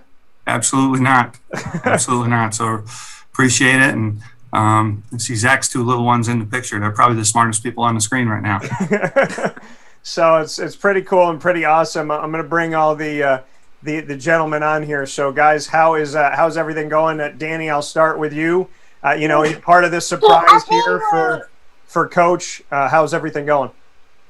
It's good. Just got out of practice a little bit ago. Coach, congratulations again on 300. Dan asked me to reach out and do this, and without hesitation, I was like, absolutely. I think it would be a cool idea, and I'm glad he's got us all together. But yeah, I'm just hanging in there, getting ready for a game tomorrow, and I know that your season I think just wrapped up, but I'm glad that you were able to get some games in and have a season yourself. Yeah, I mean, it's great to see that you guys are playing. I know Zach's not playing. Justin's hoping to play one of these days. So. No, he beat us. He beat us, so he got his chance. So. He said if he doesn't get any more games in, he can go down as having the first undefeated season in Cass history. That's right, 1-0. Glad to be that one. I'm putting a banner up too. Undefeated banner. Undefeated season. There you go. So Zach's undefeated this year too. Yeah. So what can you say, Justin? I'll go to you next here. Just what you want to say to Coach again for everybody tuning in. I told Dave Pasiak that this video was going to be just him and I doing an extension of our audio show that we did earlier on Wake Up Call with Dan Tortora. And the whole time it was meant to be a surprise. He mentioned his coaching tree of Justin Stern, Zack Thomsen, and Danny Frisina, and how much these guys mean to him. And so as a way to pay that back to Dave. They're all on the air with us here today on screen. Justin, what do you want to say to Coach? I just want to say that, obviously you gave us three our first start in the college basketball ranks as players, and have mentored us and given us great advice and through the years and helping us through to get to where our careers are now. And we really appreciate everything you've done for us. And, they say that you keep saying that, your wins come from the players, but, just remember where your first championship came from too. Me and Zach had something to do with that. That's true. No, but really, we appreciate everything you've done for us and continue to do for us today. And we wouldn't be where we are without your mentorship and leadership that you've shown to us, and we continue to show to our players because of what we learned from you. Appreciate the kind words, Justin. Zach, what you can say to Coach, being a part of this as well, part of Dave Pasiak's coaching tree, just what it means to you to be connected with him and what you want to tell him today. Yeah, so I would echo a lot of what the other two guys said. I definitely wouldn't be where I am today without you. I think I was a part of probably about 80 of those wins as either a player or a coach. So you're welcome for some of those. But no, in all seriousness, I'm really grateful for the opportunity you gave me as a player, and then the opportunity you gave me as a coach as well.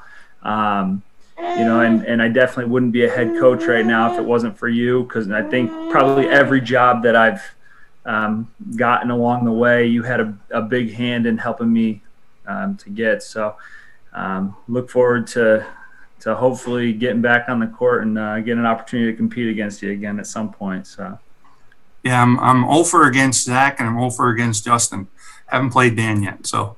Like I said yesterday, these guys are all going to be better coaches than I ever thought of being. So I'm over against Zach too. So it seems like a club to be in. Yeah. So Zach, what's the deal? Why are you beating up on your old coach, and why are you beating up on Justin? I don't have an answer for that. I don't know. I don't want to give away any secrets. Oh, he's undefeated against me as well. So I mean, he's got all of our numbers, I think. So you got everybody. So you got Danny too, because Danny, I mean, So Zach, you legitimately are undefeated to the house here. I don't have a team to play you, but the rest of the house you've taken from. Yeah, I don't know. Maybe we got lucky. We just graduated a really, really good group of players, so I don't know if we're going to be able to keep it going. We'll see. You know what that means, though, is that next time the four of us get together, Zach's got the check. That's right. I don't know about that. Probably Brooks Barbecue. I will say, you weren't a part of the most exciting game, though, so that's something that Dan and I have to. Oh, and I was on the losing end of that one as well. So come on, guys. I wouldn't have brought it up if we didn't win that game. So. Yeah, but Dan would have. Absolutely. So Dave, you and I got to talk about this coaching tree, the mentors that you had and the people that you came from, and then what you tried to do to pay it forward. These guys are on the screen here that you've tried to pay it forward to. I'd love to get your thoughts and have them, really interact with you here. To start with your take on Danny Frisina and what you want to say about him. Well, Dan is starting a program from scratch at Bryan and Stratton, and I think he's done a really good job of just putting them on the map and making people aware that they've got a program, and he's taking them in the right direction. And Bryan and Stratton didn't exist as a basketball program until a couple of years ago, and he's in 4 seasons he's really kind of made them a viable entity and taken them to a competitive level, and I think they're going to continue to trend in that direction. And as far as Justin, your thoughts on what he's meant to you and what you want to send back to him after you heard some words from Justin Stern? Yeah, I mean, Justin's doing the same thing at Cazenovia. I mean, he's got the program at a really competitive level. He's recruiting good kids and building a solid program, and has Kaz, I think, at a point they're coming into our league. So looking forward to competing against them on a more regular basis. And I think they'll be, Kaz and Delhi, Zach's team, I think will be 2 teams that are going to be in contention, going forward in our conference. And looking forward to it. I'd love to someday, we play an East-West championship to go to the NCAAs, and hopefully someday soon we get there, and hopefully it's against one of those guys. So that would be a lot of fun. Yeah, and the guy that's picking up the check next time, what are your thoughts on Zack Thomsen? Yeah, I mean Zack. All three of these guys I knew would be terrific coaches because they're all students in the game. But Zack was, I tell people I don't get big headed about this, but he's the smartest point guard I ever coached. As far as just commanding the team and he had the makings of a great coach at that point, and he's a student of the game and a real basketball junkie, as are Justin and Dan. And I think the work ethic and the desire to to keep bettering yourself as a coach. I think that's something that all three of these guys have in common. They're students of the game and always trying to look at new ideas and new ways of doing things and better ways of doing things. And I think that's why all three of them have their programs tracking in a positive direction. Justin, what's the best thing about having Dave Pasiak as your coach? Well, it was not having to worry about playing him every year, but that's changing now. The nice thing about Dave is even when, no matter if you're competing against him, he's still a guy that you can bounce things off of and talk to, and he'll always give you genuine advice and genuine, leadership and everything that, even if it doesn't help him, he's always willing to go out and do the extra stuff to help the people he cares about. Danny, for you, what would you say? Why is Dave Pasiak such a good coach? Why did you feel like learning from him was the right place to be? Well, I mean, Dave gave me my first chance at playing organized basketball. I had gotten cut all 4 years at Henniger and tried out for the OCC team, and he told me straight up and he was very honest with me and told me, my position on the team is going to take place more in practice, and if that's something that I wanted to do, that's kind of how things were going to be.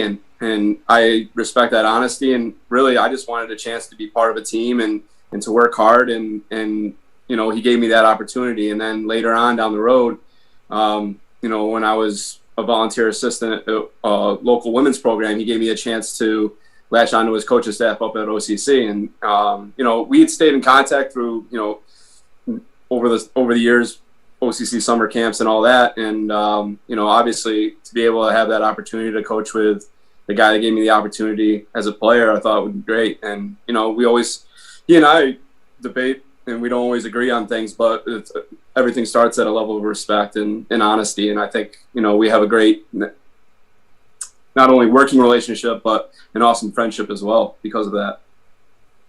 Zach, for you, why was it good to learn from Dave Pasiak? Why was it the right fit for you to take something away from him? Yeah, so as a player, I went to a pretty small high school, didn't get really highly recruited, and Coach Pasiak was the coach that showed the most interest in me, and had a real vision for kind of what he thought I could accomplish at Onondaga, and then beyond at my next school. So I believed in what he was telling me and what he felt like I could accomplish as a player. He gave me a lot of freedom as a player. I felt like I would really fit the system that he wanted to play well. And that was the best decision I ever made, was to go play at OCC, and play for Coach Pasiak. And then as an assistant coach, I was looking for an opportunity to start my coaching career. I was looking kind of all over the place towards the end of my senior year, and Coach Pasiak had called me pretty close to graduation. I don't remember exactly when it was, and offered me an opportunity to come back and be an assistant coach.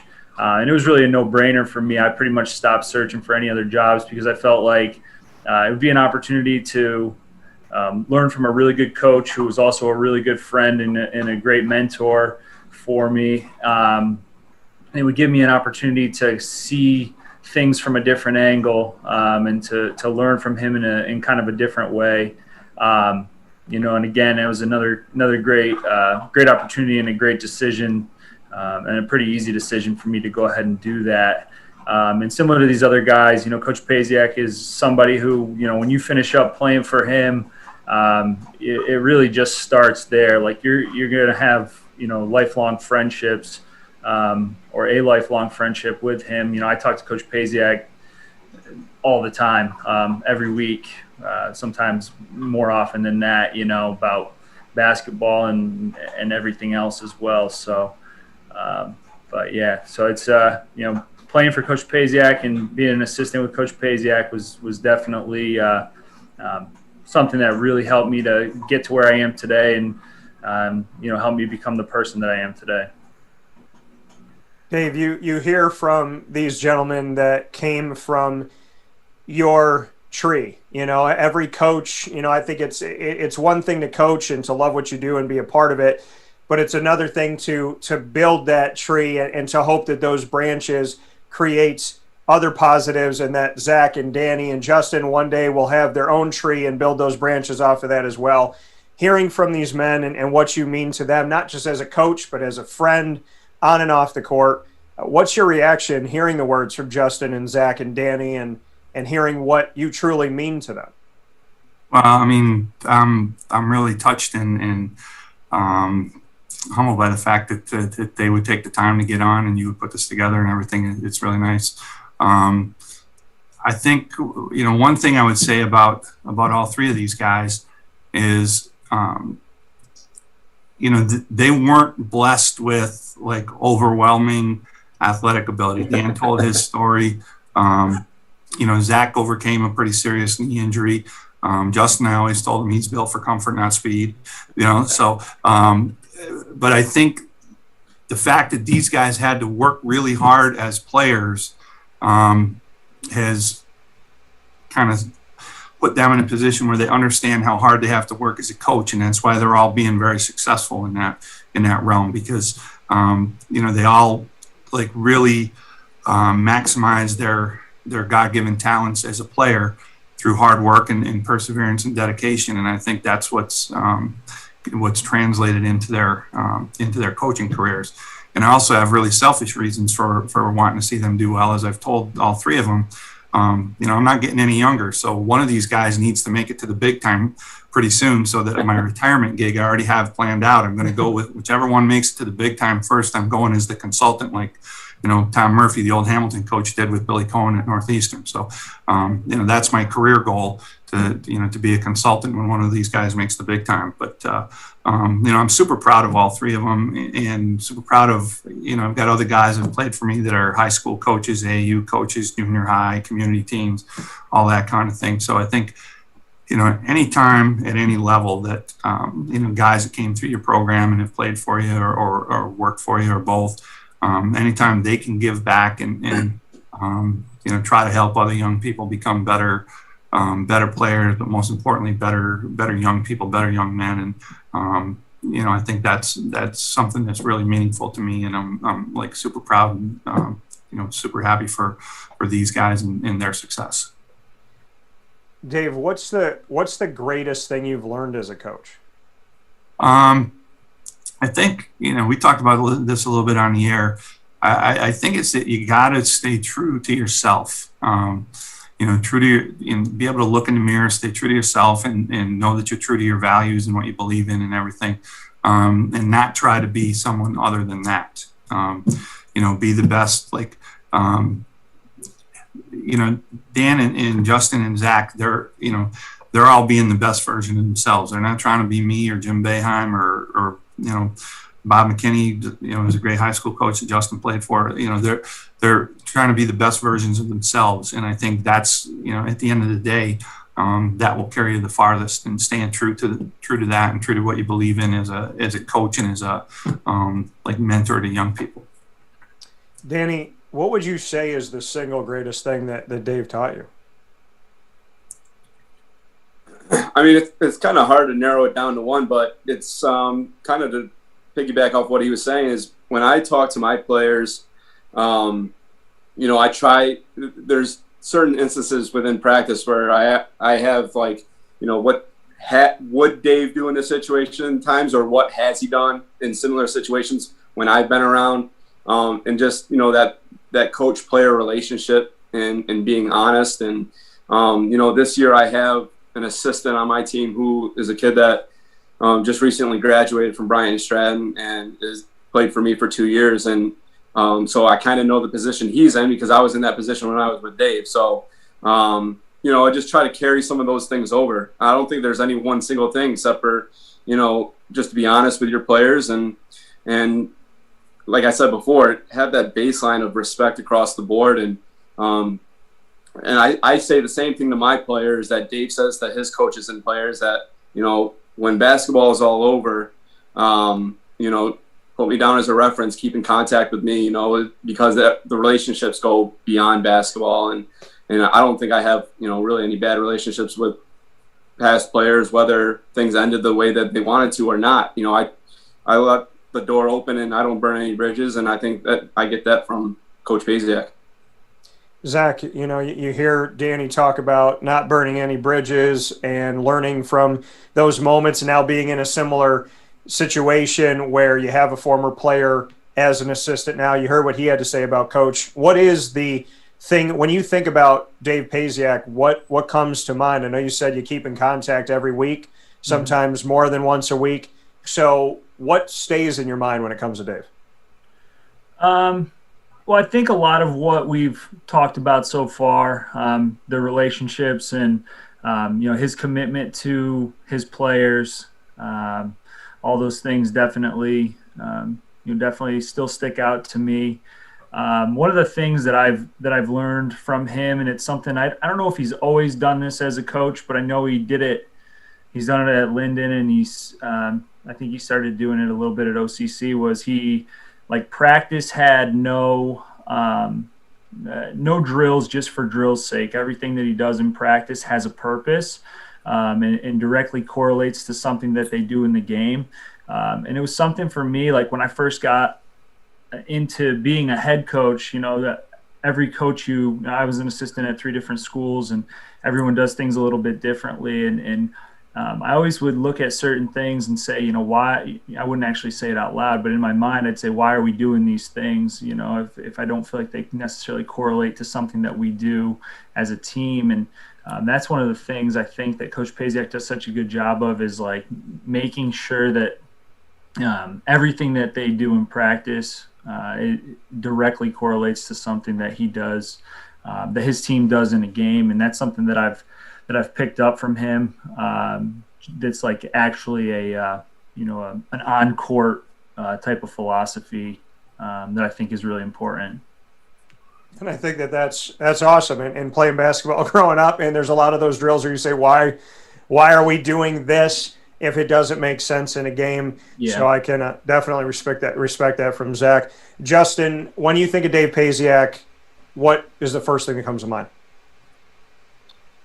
Can I say it on air? Whatever you want to say. Listen, we're on the internet. There's no FCC here. No. The thing, I knew I wanted to get into coaching very young. Like Dave mentioned, Bob McKinney.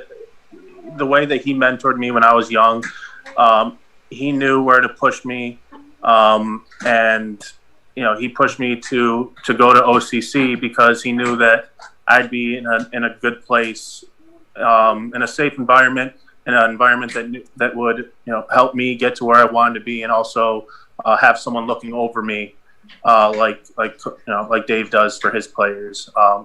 So, you know, Dave he gets a lot out of his guys, but mostly because how much he cares about his guys. He truly cares about every player that ever played for him and every coach that ever coached with him. And, you know, there's places that you can't say that about. And, you know, he carried a deep roster when I was at OCC with him, and it didn't matter if you were 1 through 20 or whatever number it was. You knew that he cared about you, and that whatever he was doing, it was for your benefit. I'm going to stay with you, Justin, on this.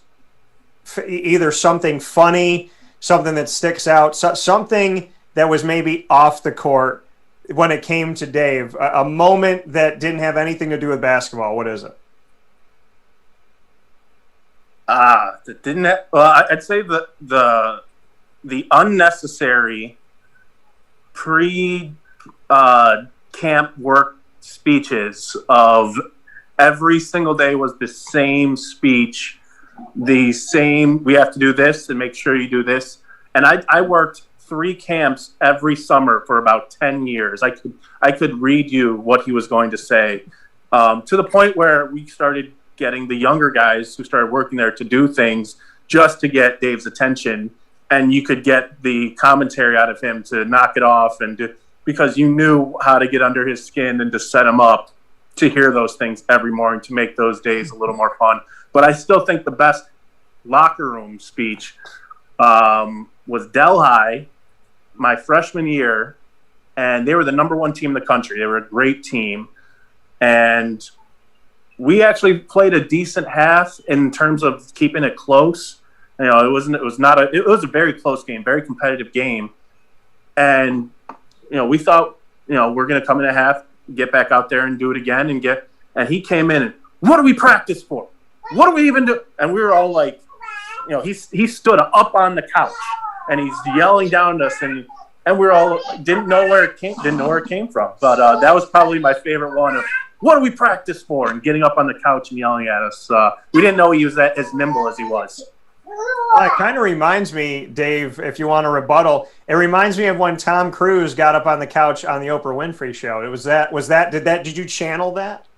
I didn't see Tom Cruise on Oprah, so I can't correlate to that. So, do you remember that moment? Do you remember when you did that with Justin's team? Never happened. Okay, fair enough. Probably did happen. Zach, what's your favorite funny or some type of different moment with Coach Pasiak that maybe didn't happen on the court, maybe it was in practice, maybe it was in life in general, something that sticks out to you?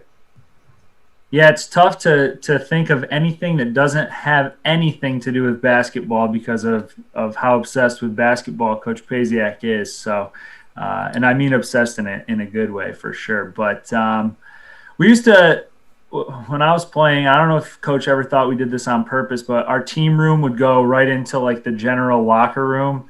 And so Coach Pasiak is very like regimented in what he does. So he comes into the thing, he comes into the locker room and he counts everybody by 2s. And then he checks to make sure that the lock is locked going into the general locker room. And at halftime of every game, if we were winning, we would unlock that. Nobody would even go in there. We would just unlock the lock just to see if he would notice. And he noticed it every time for like however many games we had that season. He'd count everybody by 2s, and then he'd say, somebody locked that door. Like every single time. I can second that story. And we were pretty good both years, so we were winning quite a bit. So it was like, we would do it at halftime of pretty much every game, and he'd come in and say that. So, Dave, did you know that they were unlocking the door? No. Well, you know now. The statute of limitations is over, so nothing to worry about, guys. Danny, what's your favorite? Maybe, and I know I would second what Zach says. It's hard to find a non-basketball moment with Dave. Dave has pushed to me repeatedly LeBron James, also the Philadelphia 76ers, and I will fight with him about LeBron and Jordan, and I'm a Raptors fan. But what can you tell me about Dave? Maybe not on the court, some other story, something funny, maybe something that Dave doesn't know now since your statute of limitations are over as well. Yeah, so Justin, you said that couch incident was your first year? I believe so. Yeah, it was your second year. Yeah, so it would have been my second year there, and I'm almost positive because I remember an incident like that where he's stepped on the couch. I'm pretty sure I was the one that was like, his foot was like right next to my leg when he stood up. I was right underneath him for that speech. But yeah, no. So now that the statute of limitations is up, I guess I can let you know that it was at basketball camp, so it was still kind of on the court. But me and Adrian Hanks were shooting like 3/4 court, half court shots during basketball camp. Like kids are running around. It's either really early in the morning, it was like right at the end of camp, and like we were just chucking basketballs towards the hoop. And, I think I tried to baseball pass one, and it completely airballed, and Coach Pasiak was walking underneath the basket, and it hit him right in the face.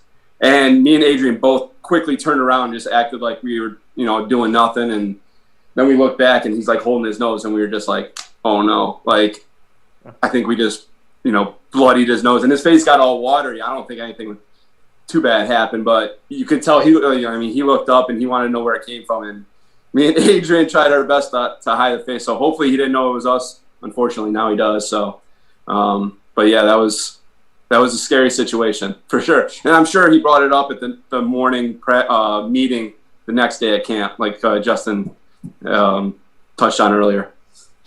Dave, did you know it was them? I still hired Dan, so obviously not. All right, fair enough. So it's like a Maury Povich show. We're getting everything out right now. Yeah. I'm getting the paper coming in, figuring out who the father is. This is good. So the final piece here, you guys know rapid fire. Most of you know what we do here. So I'm going to go around here. I'm not going to ask any question. Let you guys do it. So everybody gets to put Coach on the hot seat. Coach, you get to put everybody on the hot seat back. Zach, any question in the world, basketball or not, put Coach on the hot seat. Ask him something. Oh, man. Okay. Skip, go to Stern or Danny first. I'll go next. All right, Stern, go ahead. I just want to know if you found any place in Vermont that serves good enough garlic wings for your taste. Actually, the wings in Vermont are very, very substandard. Haven't found good garlic wings. Haven't found particularly good wings in general. I mean, Vermont's got a lot of good stuff, and it's known for like maple syrup and cheese and all that, and that stuff's all good. And we got 3 really good pizza shops in town, but none of them have good wings, unfortunately. Well, as you mentioned before, I'm built more for the food court than the basketball court, so I had to know when we come up and visit. Nice. Absolutely. Like so, Dave, throw one back to Stern. What's your question for him? All right, since Sterno is built for the food court, all right. Best meal on the road in the 2 years you played for me. Oh man, I don't remember the place. I just remember being able to pick from menus. Like everywhere I've been after, coaches like to pick what the players are eating, and you just handed us a menu and said keep it under whatever. And we'd always tell the freshmen, yeah, you got to keep it under this and bump our couple dollars up a little bit more too. So it never seemed to stay under that amount. I couldn't believe we got to do that. So I think there was the best trips we took were up to Clinton Community College, less for the food, more because they had that pool with the slide. That was a great trip that we used to take because they had a indoor water park. And we used to, I don't remember who. I think Plattsburgh. Yeah, so Brett Leaka shoving the lifeguard in the pool got us in a little hot water. But besides that, it was I think that was our best trip. I like it. Awesome stuff. Danny, go ahead and ask Coach, and we'll go to Zach at the end here. So when I played, before every practice, we did what they call the Lucky 7 drill, and it was like 7 drills to get us kind of warmed up. Do you still do that? Or like, what's like your favorite drill that you've done like for the past 15, 20 years? Actually, all 3 of you guys aren't going to believe that, but we retired that. Okay. 2 years ago. We actually did retire that. And it kind of ties into what Zach said about our practices now, almost everything is live. So, we have kind of changed how we structure practice a little bit. So, everything is live, but with a focus. So I have not, I'll break out a couple of things in that, like, the 1-on-2 ball handler, stuff like that, and do it, but in a competitive sense. But like Lucky 7s is the first thing in practice we haven't done in a couple of years. Okay. All right, Dave, what's your question for Danny? Let me think here. So, because I know what he's going to answer, but I want to hear his justification. Jordan or LeBron, and why? Well, it's hard to explain. I just think Jordan's the greatest. He's who I grew up with watching. And I don't know. It's nothing against LeBron. Like, I think LeBron's great. I I don't know. Jordan's the greatest to me. I don't know what it is. He just like superseded. I don't know. I guess LeBron is going to have to show me his acting chops in Space Jam this summer, and we'll decide after that maybe. Fair. Okay. Zach, what's your question? All right, so this is not a great question, but if you had to bet all the money you have, are we going to have a regular season next year, like a 25 game, no mask, nothing crazy, just a normal season next year? College you mean our level, Division III college basketball? Yeah. I'm going to be the optimist and say yes. All right, I like that. What's your question? And I hope that we do. What's your question for Zach, Coach? Question for Zach. All right.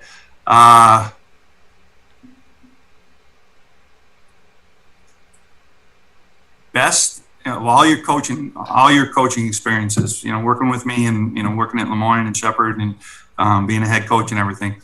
Best destination you ever took a team to, or as a player or a coach. Best basketball destination trip.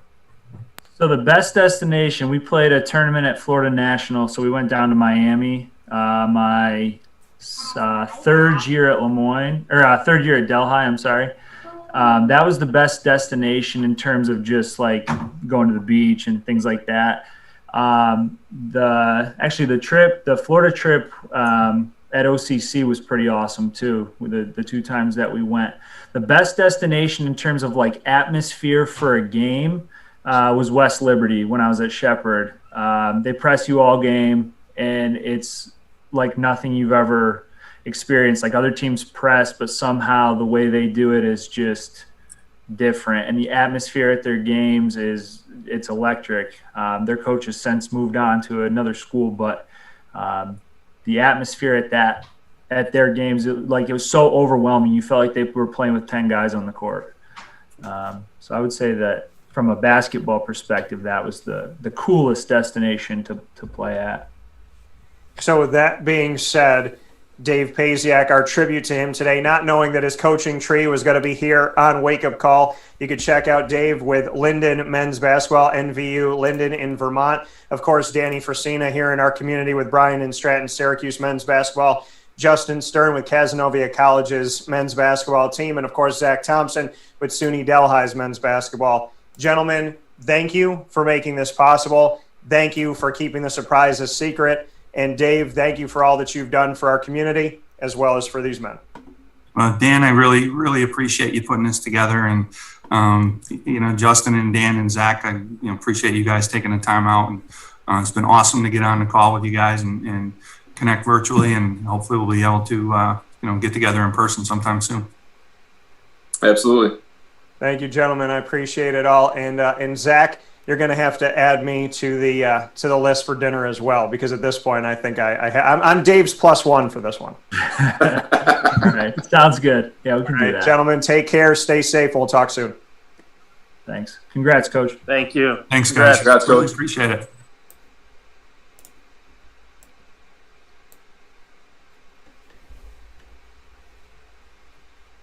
Coming here on Wake Up Call with Dan Tortora, with Dave Pasiak and the crew, being able to celebrate him in a very special way with a surprise that he did not, obviously had no idea that it was going to happen, which was really cool. And so try to keep it a secret to the best of my ability. And I thank Justin Stern, Dan Frisina, and Zack Thomsen for helping me to keep it a secret and make this surprise something really cool for Dave Pasiak. So definitely appreciate it and appreciate the gentleman very much so. We'll take our final step aside of the show for today and get you set for March Madness coming up right now.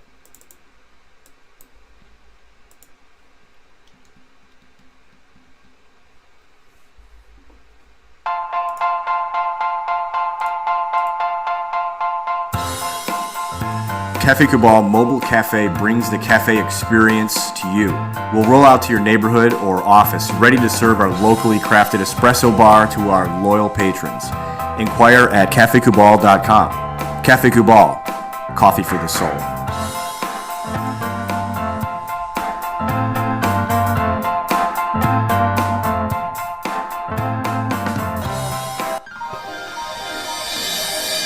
Ma and Pa's Kettle Corn and Popcorn Factory, located on 201 7th North Street in Liverpool, is home to over 40 flavors with more than 200 flavors in their total wheelhouse. Sky's the limit for this sweet and savory Central New York company. Keep it local at your parties, fundraisers, wedding showers, baby showers, and more by calling 315-450-MA-PA. That's 315-450-6272 for popcorn bars with custom flavors and colors at your upcoming event. Make sure to visit them on 201 7th North Street in Liverpool, New York. And for more information, go to maandpazsnacks.com. Ma and Pa's Kettle Corn and Popcorn Factory.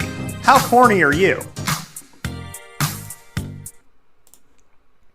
The Millhouse Market, located on 3790 New York 13 in Pulaski, New York, is worth the drive every time. Make sure you download their app on the Apple app and Google Play stores today, so you'll have it at your fingertips. You'll have all their homemade breads and desserts, as well as salads, quinoa bowls, rice bowls, their brick oven pizzas, and their sandwiches that are named after the beautiful, wonderful families that helped to settle today's Pulaski.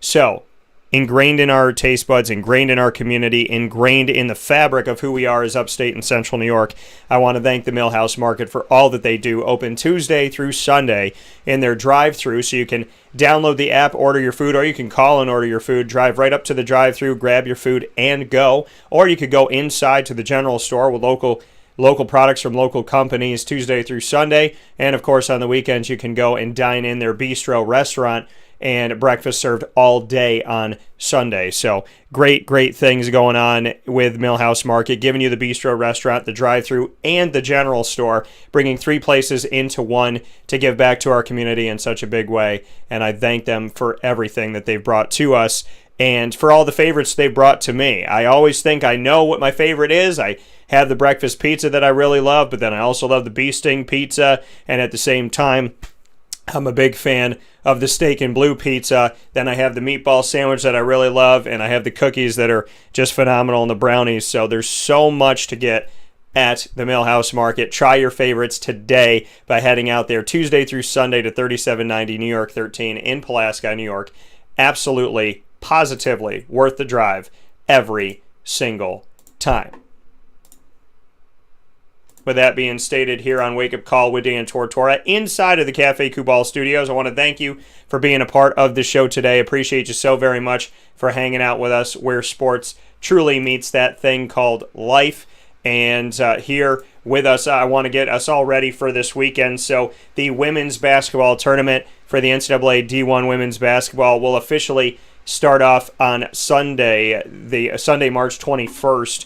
And that is the first day of spring, mind you. So Sunday, March 21st, will start things off for us with Central Michigan and Iowa, Marquette and Virginia Tech, Wake Forest and Oklahoma State, Idaho State and Kentucky, Middle Tennessee against Tennessee, which is cool, Florida Gulf Coast and Michigan, North Carolina A&T and NC State, Stephen F. Austin and Georgia Tech, South Dakota State and Syracuse, Mercer and South Carolina, Florida State and Oregon State, High Point and UConn, Lehigh and West Virginia, Washington State and South Florida, Utah Valley and Stanford, and Juanita's Jackson State and Baylor taking off against each other. Juanita, an assistant coach for the Jackson State women's basketball team. On the men's side of things, the round of 64 officially starts today with our play-in games decided. Texas Southern winning their game over Mount St. Mary's, Drake over Wichita State, Norfolk State over Appalachian State, and UCLA over Michigan State, which has set us up here for the round of 64. Virginia Tech will take on Florida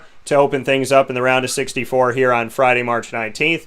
Colgate will take on Arkansas, Drexel in Illinois, Utah State and Texas Tech, Oral Roberts in Ohio State, Hartford and Baylor, Georgia Tech and Loyola Chicago with Sister Jean, Oregon State and Tennessee, Liberty and Oklahoma State, Wisconsin, North Carolina, Cleveland State, Houston, North Texas and Purdue, Rutgers and Clemson, Morehead State and West Virginia, Winthrop and Villanova, and of course, your Syracuse Orange and San Diego State. Both Syracuse teams in their respective tournaments for women's and men's basketball. Shout out to them both, and God bless to them both. I appreciate y'all for listening and watching the show. I want to thank Carvel DeWitt for the annoying moment of the week. I want to thank Juanita and Chick-fil-A Cicero, K9 Camp Dog Daycare, and K9 Kampground Dog Boarding for the top dog of the week. And, of course,